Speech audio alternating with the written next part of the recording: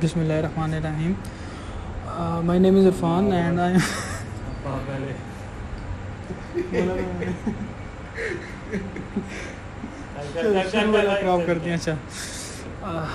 Bismillahirrahmanirrahim. My name is Irfan and I am a student of Mechatronics 4B, and today I am here to present a presentation on topic of home automation. तो IMS का ये project है और इसमें हमने कुछ sensors वगैरह लगा के एक प्रोजेक्ट बनाया था होम ऑटोमेशन का, और ग्रुप के 3 मेंबर हैं हम लोग।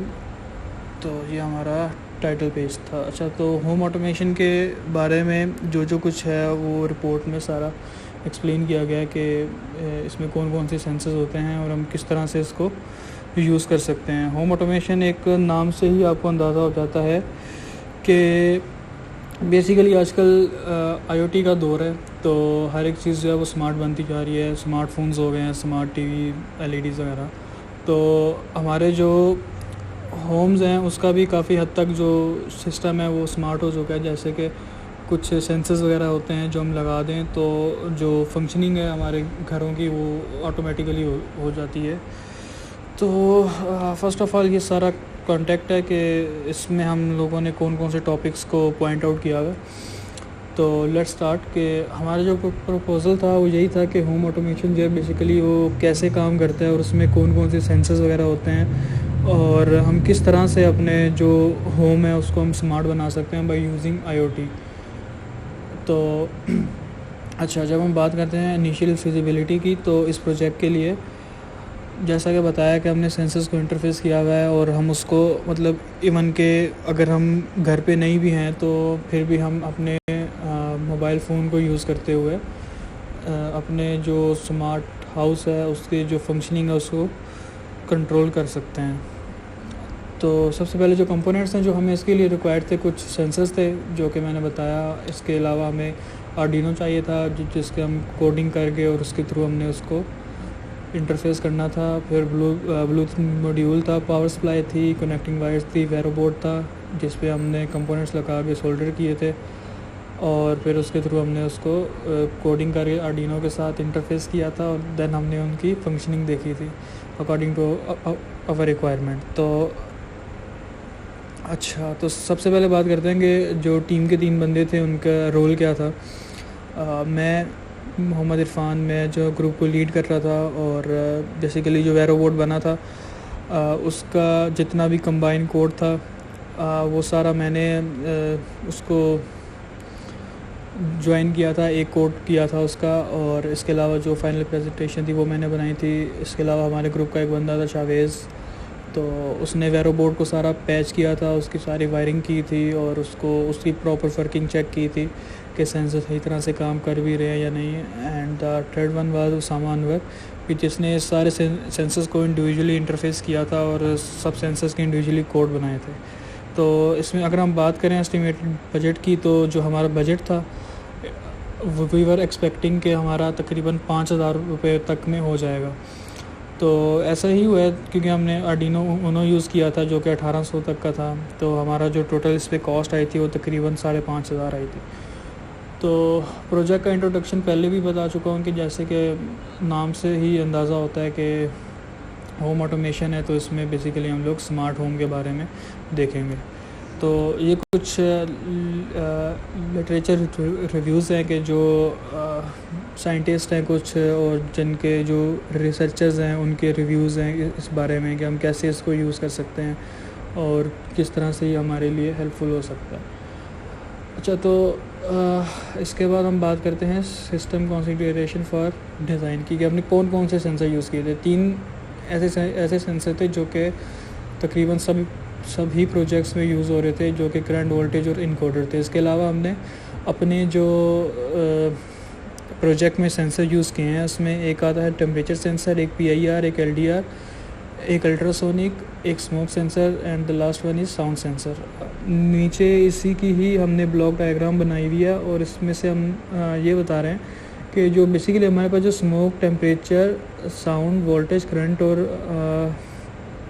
जो इनकोडर है वो हमारे पास हैं सारे जो डिजिटल पिन के साथ कनेक्ट होते हैं। खाली 2 ऐसे सेंसर हैं LDR और PIR जो कि एनालॉग पिन के साथ कनेक्ट होंगे जब हम इसको आर्डिनो के साथ कनेक्ट करेंगे लास्ट में।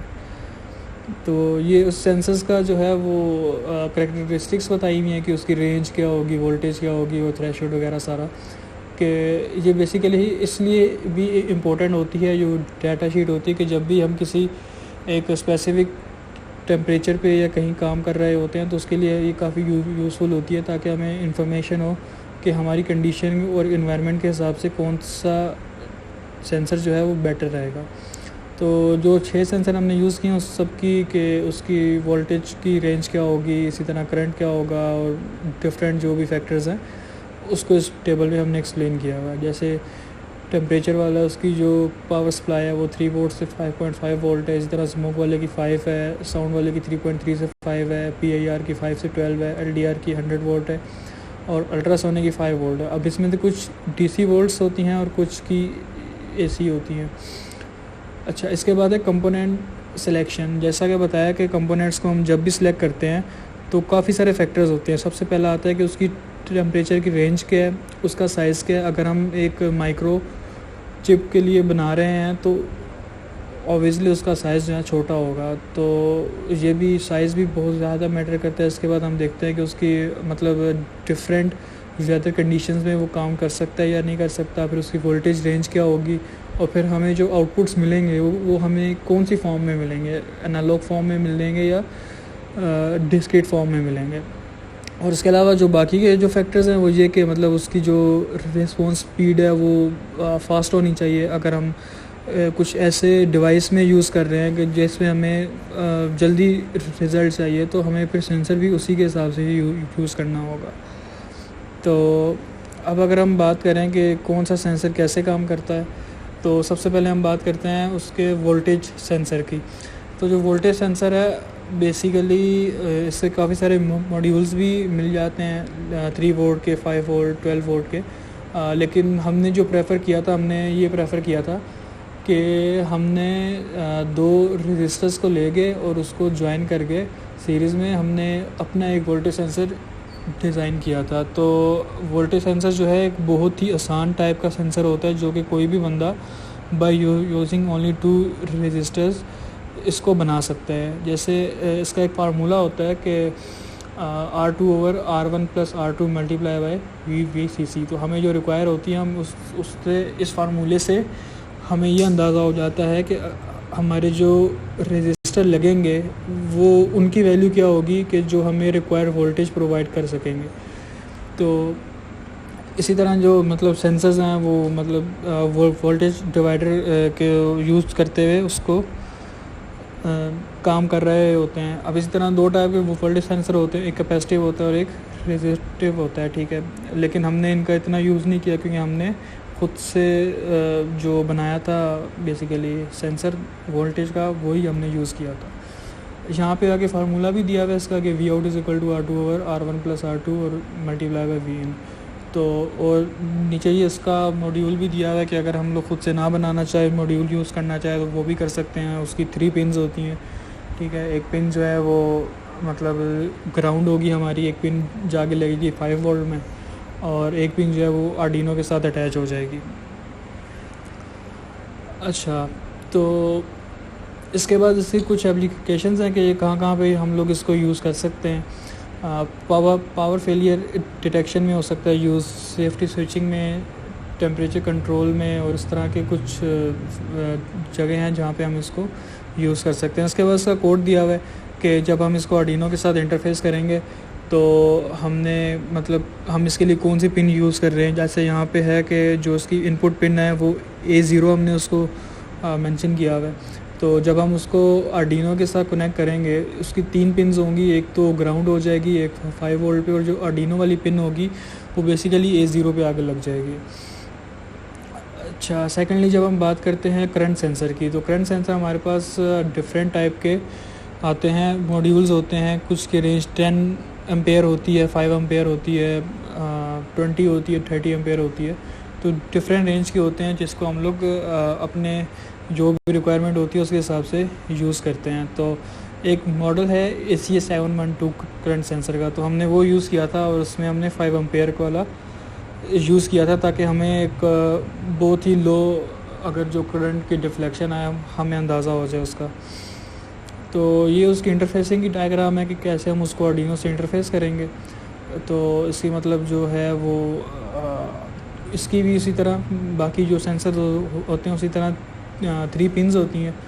तो एक पिन आपकी जाएगी आर्डिनो में, एक 5 वोल्ट और एक ग्राउंड में चली जाएगी। उसके बाद उसका कोड दिया हुआ है और उसके कोड में उसको सारा जो है ना एक्सप्लेन किया हुआ है कि हमने किस तरह से उसको यूज़ किया है। इसके बाद आ जाता है यू इनकोडर जो है वो बेसिकली जो स्पीड ऑफ रोटेशन होती है, जैसे कि मोटर की स्पीड होगी या इसी तरह कोई भी ऑब्जेक्ट होता है, बेसिकली उसकी स्पीड को या मोशन को डिटेक्ट करने के लिए हम लोग उसको यूज़ करते हैं। तो इसकी जो है बेसिकली 4 पिन्स होती हैं, क्योंकि ये आपको एनालॉग भी पिन के साथ भी अटैच हो सकता है और डिजिटल पिन के साथ भी अटैच हो सकता है। तो यहाँ इसमें जो हमने इसका मॉडल यूज़ किया है वो LM393 है।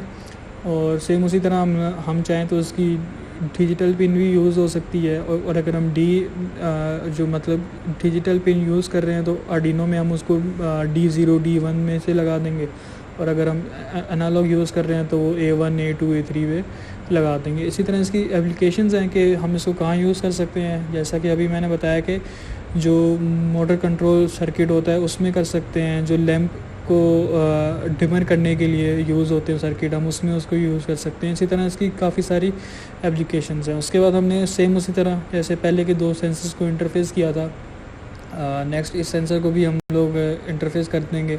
और सेम उसी तरह जैसे यहाँ पे हमने इसको डिजिटल पिन को यूज़ करते हुए यहाँ पे हमने इसको इंटरफेस किया है। तो इसके बाद इसका कोड है जो कि बहुत ही सिंपल सा है, तो इससे हम उसको इजीली आर्डिनो के थ्रू इंटरफेस करके चेक कर लेंगे कि ये हमारी जो रिक्वायरमेंट है उसके हिसाब से काम कर रहा है या नहीं।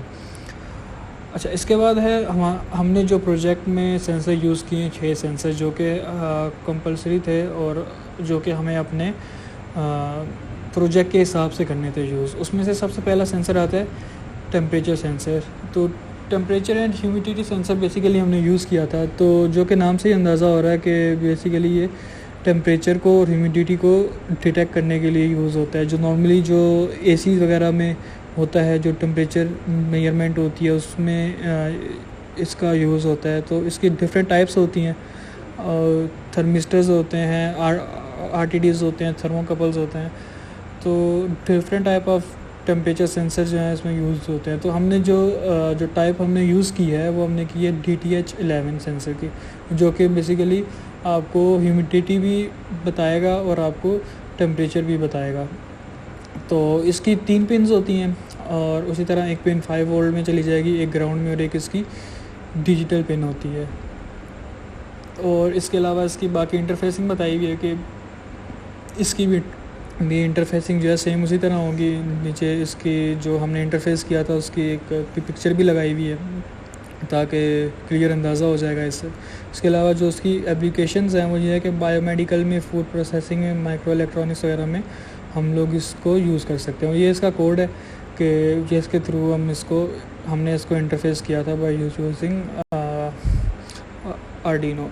इसके बाद जो हमारा सेकंड आता है प्रोजेक्ट का सेंसर, वो आता है PIR सेंसर। तो PIR सेंसर बेसिकली जो है वो मोशन डिटेक्टर सेंसर होता है, जो कि हम उसको पैसिव इंफ्रारेड सेंसर के नाम से या IR मोशन सेंसर के नाम से उसको करते हैं। ये उसका मतलब मॉड्यूल है और इसी तरह इसकी भी 3 पिन्स होती हैं, एक एज़ यूजुअल ग्राउंड होगी, एक 5 वोल्ट होगी और एक हम उसको किसी भी आर्डिनो की पिन के साथ, डिजिटल पिन के साथ अटैच कर देंगे।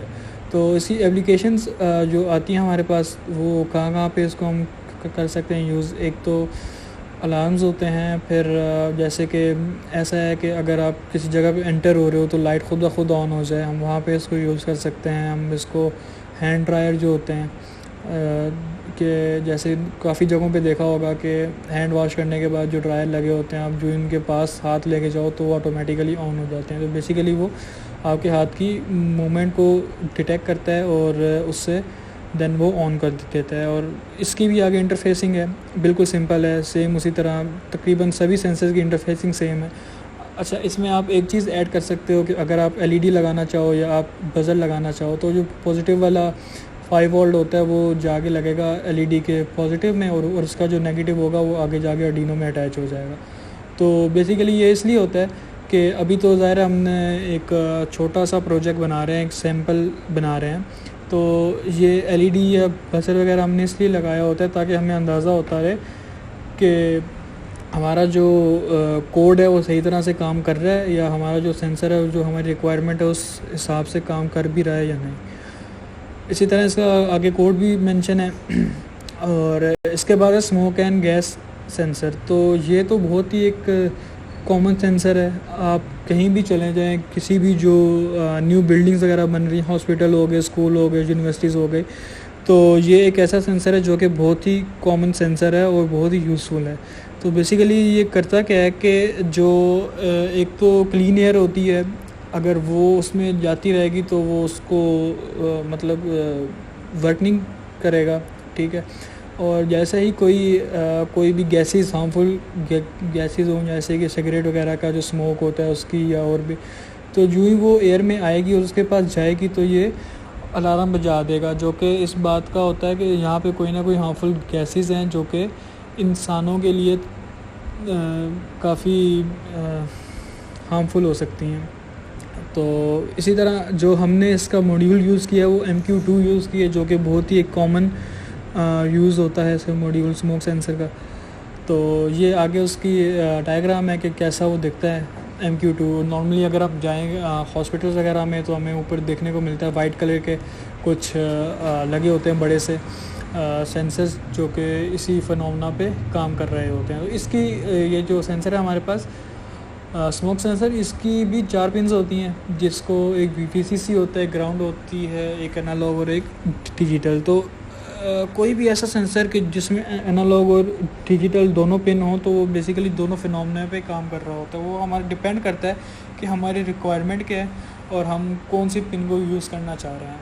तो बाकी जैसा बताया कि इसका कैसे कहाँ पे इसकी एप्लीकेशंस हैं, हम लोग इसको यूज़ कर सकते हैं। हम लोग इसको जो हीटर का कॉइल होता है उसमें यूज़ हो सकता है, हम इसको गैस सेंसिंग के लिए इस्तेमाल कर सकते हैं, और काफ़ी सारी इसकी एप्लीकेशन है जहाँ पे ये यूज़ हो सकता है। इसके बाद हमने इसको उसी तरह से इंटरफेस किया, और जो हमने इंटरफेस किया था ख़ुद से हमने उसकी पिक्चर भी इसमें ऐड कर दी है ताकि विजन क्लियर हो जाए। और उसके बाद इसका कोड है एज़ इट इज़, जो बाकी जो इससे पहले हमने 5 सेंसर किए थे जैसे उनका कोड था, तो इसी तरह इसका भी कोड है और उसको भी हमने चला के चेक किया था। इसमें हमने बजर लगाया था एक, और सेम फिनोमेना पे कि जो उसकी जो पॉजिटिव थी वो 5 जो आ रहा था पिन थी जो उसकी, तो हमने उसके साथ अटैच किया था और उसका नेगेटिव हमने आर्डिनो में लगा दिया था।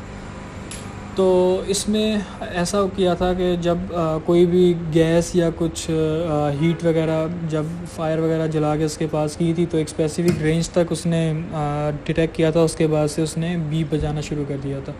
तो जो कि इस बात की इंडिकेशन थी कि अभी यहाँ पे एक हार्मफुल गैसेज या कुछ फायर स्टार्ट हो चुकी है। तो अगर ऐसा ही अलार्म बिल्डिंग में लगे होते हैं तो वो हमें बेसिकली इस चीज़ का बताते हैं कि जब भी कोई फायर वगैरह स्टार्ट हो तो बिल्डिंग को फ़ौरन से ख़ाली कर लिया जाए ताकि कम से कम लॉस हो सके।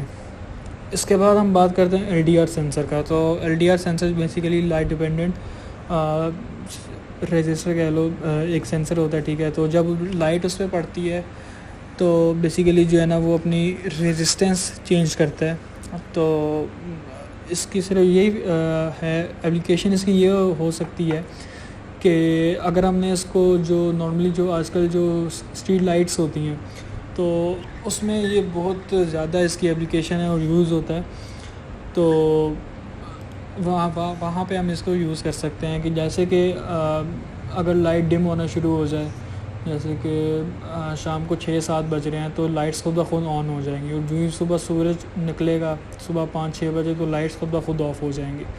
तो ये भी काफ़ी यूज़फुल सेंसर है जो कि बहुत जगह पे हमारा काम आ सकता है, और इसकी भी काफ़ी वाइड एप्लीकेशंस हैं। और one of the main application जो मैंने अभी आपको बताई जो कि लाइट को ऑन ऑफ करने के लिए यूज़ हो सकता है। अब आप कोई भी एक टाउन है, आपको बजाय इसके कि आप टाइम के टाइम जाएं और आपको एक स्पेशल बंदा चाहिए हो उसको ऑन ऑफ करने के लिए, सिंपली आप ये सेंसर वहाँ पे लगा दें जो कि ख़ुद ही लाइट को ऑन ऑफ कर देगा और इससे हमारी ज़िंदगी आसान हो जाएगी। अच्छा, इसी तरह इसकी भी 4 जो हैं वो लेग्स हैं। एक VCC में चली जाएगी, एक ग्राउंड में चली जाएगी, एक A0 जो मतलब कोई भी एनालॉग पिन में चली जाएगी और एक डिजिटल पिन में चली जाएगी। तो यहाँ पे इसकी एप्लीकेशन भी बताई हुई है कि जो अलार्म क्लॉक्स होते हैं वहाँ पे यूज़ होता है। इसी तरह जो मैंने बताया कि स्ट्रीट लाइट्स हैं वहाँ पे हम लोग इसको यूज़ कर सकते हैं। इसके बाद इसकी इंटरफेसिंग है, इंटरफेसिंग इसकी शो की हुई हमने कि किस तरह से हम इसको इंटरफेस करते हैं और LED वगैरह लगा के और सारा, और उसके बाद उसका कोड है कि जिसके थ्रू हमने उसको इंटरफेस किया था। इसके बाद हमारे पास आ जाता है अल्ट्रासोनिक सेंसर, U सेंसर। तो बेसिकली ये अल्ट्रासोनिक सेंसर जो होता है वो होता है डिस्टेंस को मेजर करने के लिए। बाहर के जो कंट्रीज़ होते हैं, जो ओवरसीज़ कंट्रीज़ हैं, वहाँ पे इसका काफ़ी कॉमन यूज़ है। कुछ ऐसी जगहें जैसे मिलिट्री बेस हो गए या कुछ इस तरह की जगह हैं जहाँ पे ये सेंसर यूज़ होता है कि उन्होंने एक स्पेसिफिक रेंज इसकी लगाई हुई होती है, फॉर एग्ज़ाम्पल 1 किलोमीटर। तो अगर 1 किलोमीटर के रेडियस में कोई भी बंदा या कोई भी ऑब्जेक्ट आएगा तो वो पहले से ही उनको बता देगा कि कोई चीज़ जो है वो आपकी तरफ आ रही है। तो अल्ट्रासोनिक सेंसर का भी एक बहुत ही अच्छा यूज़ है हमारे पास। तो इसका जो फिनोमेना कि कैसे काम करता है, बेसिकली इसके आगे 2 जो हैं वो लगे होते हैं, एक रिसीवर होता है और एक ट्रांसमीटर होता है। तो जो रिसीवर होता है वो इंफ्रारेड जो वेव्स होती हैं बेसिकली वो सेंड करता है किसी भी ऑब्जेक्ट को, और वो वेव्स टकरा के बाउंस बैक होती हैं ट्रांसमीटर के पास, तो उसके थ्रू ये काम करता है। इसकी भी 4 लेग्स होती हैं, VCC होती है, ग्राउंड होती है, ट्रिगर और इको लेग होती है इसकी। तो लेकिन इसको ये काफ़ी सेंसिटिव टाइप ऑफ सेंसर है, क्योंकि ये ऐसा सेंसर है जो कि डर्ट की वजह से या अगर स्नो हो जाए, जो ऐसे कंट्रीज है जहाँ पे बहुत ज़्यादा स्नो होती है तो वहाँ पे ये उस तरह से वर्कआउट नहीं कर पाता जिस तरह से हमारी रिक्वायरमेंट होती है या हमारी एक्सपेक्टेशंस होती हैं इससे।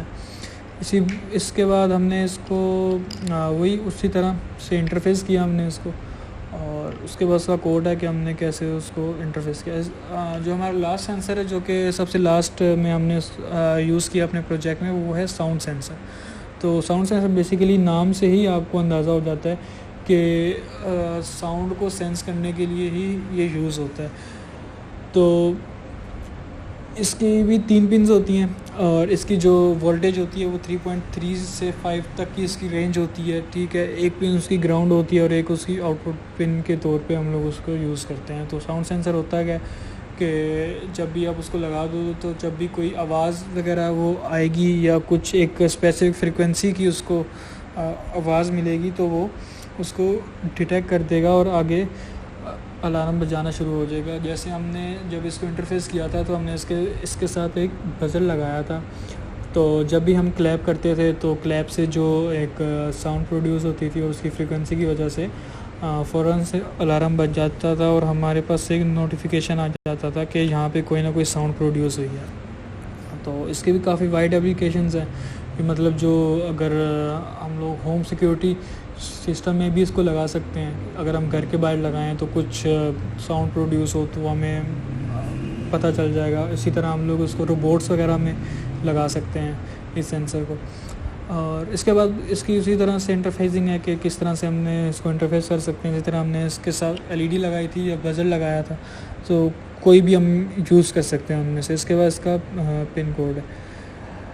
अच्छा, इसके बाद आ जाते हैं कि हमने जो पावर सप्लाई दी थी वो हमने कौन सी यूज़ की थी। तो बेसिकली हम इसको पावर सप्लाई वैसे जब हमने सिंगल सेंसर इंटरफेस किए थे तो हमने इसको लैपटॉप से कनेक्ट किया था आर्डिनो को, और उसके थ्रू ही हमने इसको चलाया था हमारे जितने भी सेंसर थे। लेकिन जब एक कंप्लीट प्रोजेक्ट बना था तो उसके लिए हमने जो पुराने PCs में P3 या P4 में जो कि 15 वोल्ट की पावर सप्लाई यूज़ होती थी, तो हमने वो सप्लाई यूज़ की थी और उसको यूज़ करते हुए हमने अपना जो भी बोर्ड था उसको हमने चलाया था। इसके बाद बात करते हैं मोटर सिलेक्शन की। तो जब भी आप मोटर की सिलेक्शन की बात करते हैं तो उसमें कुछ फैक्टर्स हैं कि जिनका ख्याल आपको रखना पड़ता है। फॉर एग्जांपल जो मोटर की स्पीड है कि उसकी पर रेवोल्यूशन पर मिनट क्या आ रही हैं और आपकी रिक्वायरमेंट क्या है। इसी तरह से जो करंट है उसका कि वो क्या करंट प्रोड्यूस कर रही है, या जो टॉर्क है उसकी स्पेशली। तो ये फैक्टर्स हैं जिनका आपको ख्याल रखना पड़ता है जब भी आप कोई भी मोटर यूज़ करेंगे किसी भी प्रोजेक्ट में।